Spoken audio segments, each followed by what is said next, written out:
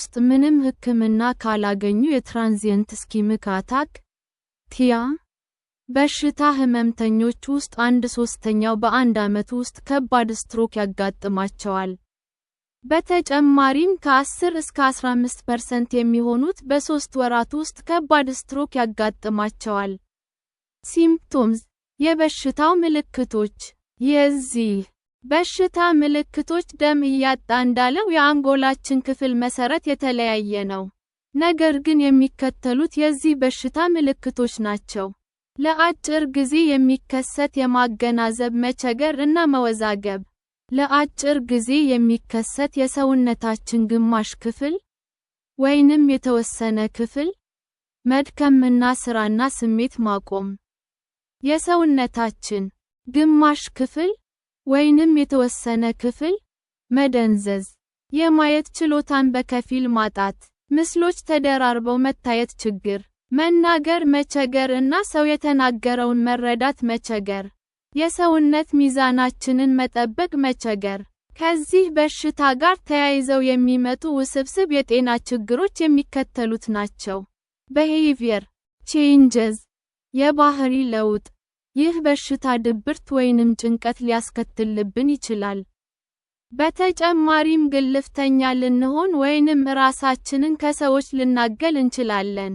speech difficulties መናገር መቸገር። ይህ በሽታ የመናገር እና ምግብ የመዋጥ ቁጥጥር የሚያደርገውን የአንጎል ክፍል ሊጎዳ ይችላል። ይህን ጊዜ መናገር ልንቸገር እንችላለን። ማንበብ፣ መጻፍ እና ሌሎችን መረዳት ልንቸገር እንችላለን። numbness or pain መደንዘዝ ወይንም ህመም። ይህ በሽታ የተወሰነው የሰውነታችን ክፍል ላይ መደንዘዝ እና ስሜት አልባ ሁኔታዎችን ሊያስከትል ይችላል። ይህ ህመም ያለው ሊሆን ይችላል። አንዳንዴ የተወሰነው የሰውነታችን ክፍል ሙቀትን መለየት ላይችል ይችላል። ይህ ሁኔታ ሴንትራል ስትሮክ ፔይን ይባላል። ለማከምም አስቸጋሪ ነው። ፓራሊሲስ ፓራላይዝድ መሆን። በቀኝ አንጎላችን የደረሰ የስትሮክ ጉዳት የግራ የሰውነታችንን ክፍል ስራ እንዲያቆም ያደርጋል። በግራ አንጎላችን የደረሰ ስትሮክ ጉዳት የቀኝ የሰውነታችንን ክፍል ስራ እንዲያቆም ያደርጋል። ስትሮክ ያጋጠማቸው ሰዎች የፊታቸውን ጡንቻ፣ እጃቸውን፣ እግራቸውን ማዘዝ ላይችሉ ይችላሉ። እነዚህን ሁሉ ችግሮች በረጅም ጊዜ የሪሃቢሊቴሽን ሂደት ልናስወግዳቸው እንችላለን። ዳያግኖሲስ አንድ ቴስት የበሽታው ምርመራ ሐኪማችን የትኛው አይነት የስትሮክ በሽታ እንደተከሰተብን ለማወቅ የተለያዩ ምርመራዎችን ታደርግልናለች።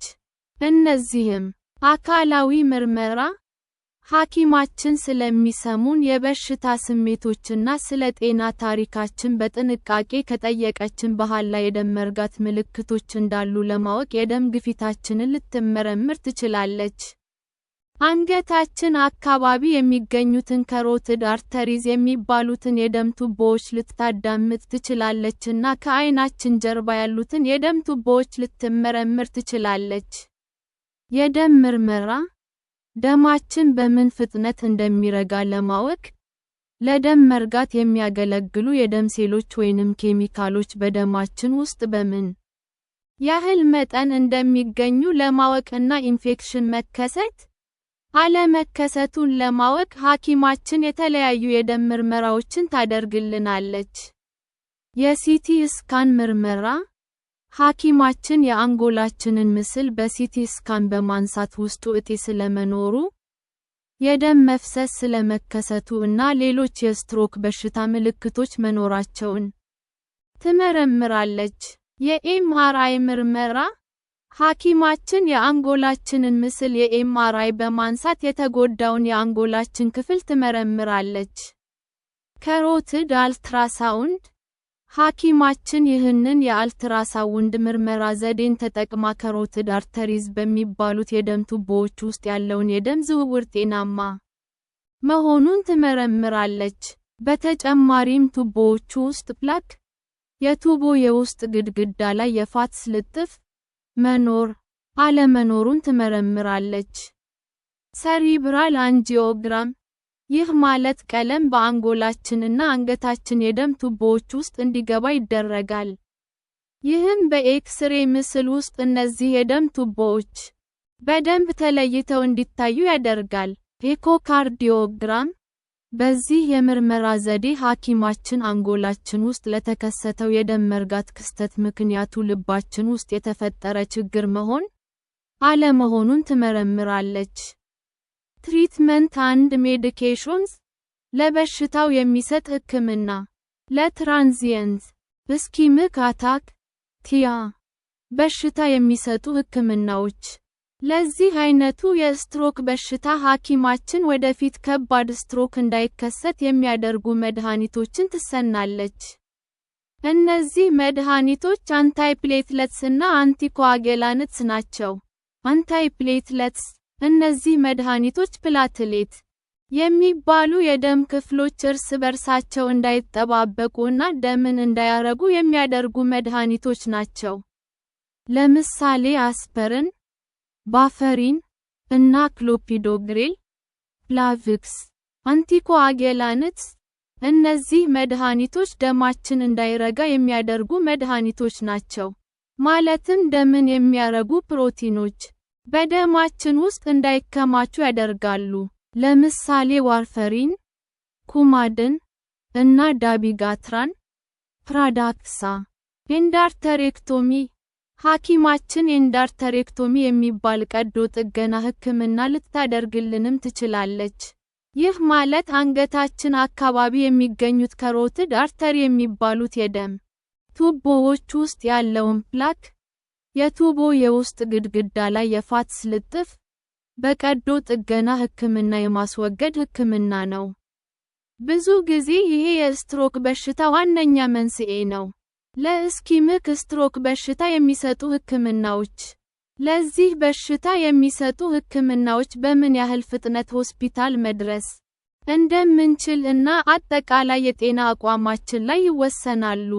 በ3 ሰዓታት ውስጥ ሆስፒታል የምንሄድ ከሆነ ሐኪማችን ቲሹ ፕላዝሚኖጀን አክቲቬተር (ቲፒኤ) የሚባል መድኃኒት በደም ቱቦአችን ትሰናለች።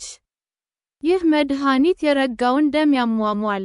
ነገር ግን ሁሉም በሽተኞች ይህንን መድኃኒት መውሰድ አይችሉም። አንዳንዶቹ ላይ ከፍተኛ የመድማት ችግር ሊያስከትልባቸው ይችላል። ይህንን መድኃኒት ከመስጠቷ በፊት ሐኪማችን የጤና ታሪካችንን በደንብ ታውቃለች። ሐኪማችን የረጋውን ደም በቀዶ ጥገና ሕክምና ልታስወግድልን ትችላለች። ወይንም የረጋውን ደም የሚሰባብሩ መድኃኒቶችን ልትሰጠን ትችላለች። ነገር ግን ይሄ እንደ አጠቃላይ የጤና አቋማችን ሁኔታ አደገኛ ሊሆን ይችላል። ተጓዳኝ የጤና ችግሮች ይኖሩታል። ለሄመራጂክ ስትሮክ በሽታ የሚሰጡ ሕክምናዎች የዚህ በሽታ ሕክምና ዓላማዎቹ አንጎላችን ውስጥ የሚፈሰውን ደም ማስቆምና የፈሰሰው ደም ደግሞ አንጎላችን ላይ ጉዳት ሳያደርስ ማስወገድ ነው። ለዚህ አይነቱ በሽታ ሐኪማችን ሰርጂካል ክሊፒንግ ወይንም ኮይሊንግ የሚባል ቀዶ ጥገና ሕክምና ልታደርግልን ትችላለች። ይህ የፈነዳውን ወይንም የተቀደደውን የደም ቱቦ የመጠገን ሕክምና ነው። ይህም ተጨማሪ ደም እንዳይፈስ ያደርጋል። በተጨማሪም ሐኪማችን በፈሰሰው ደም ምክንያት አንጎላችን ውስጥ ግፊት እንዳይፈጠር የሚያደርጉ መድኃኒቶችን ትሰናለች። በተጨማሪም የደም መፍሰስ እንዳያስቸግረን ብዙ የደም መርጋትን የሚያበረታቱ የደም ፕሮቲኖች ያሉት ደም ከሌላ ሰው ሊሰጠን ይችላል። ሪሃቢሊቴሽን ይህ በሽታ አካላችን እና አእምሮአችን ላይ ትልቅ ተጽዕኖ የሚያመጣ በሽታ ነው። ይህ በሽታ ከተከሰተብን በኋላ ካደረሰብን ጉዳት ለማገገም የተወሰኑ ቴራፒዎችን መውሰድ ይኖርብናል። እነዚህም ስፒች ቴራፒ ይህ ሕክምና በደንብ መናገር እንድንችል እና ሰው የተናገረውን በደንብ መረዳት የሚያስችል ሕክምና ነው። ፊዚካል ቴራፒ ይህ ሕክምና በደንብ መንቀሳቀስ እንድንችል የሚያደርግ ሕክምና ነው። ኦኩፔሽናል ቴራፒ ይህ ሕክምና የዕለት ተዕለት ስራዎችን ገላ መታጠብ፣ ማብሰል፣ መልበስ፣ መብላት፣ ማንበብ እና መጻፍ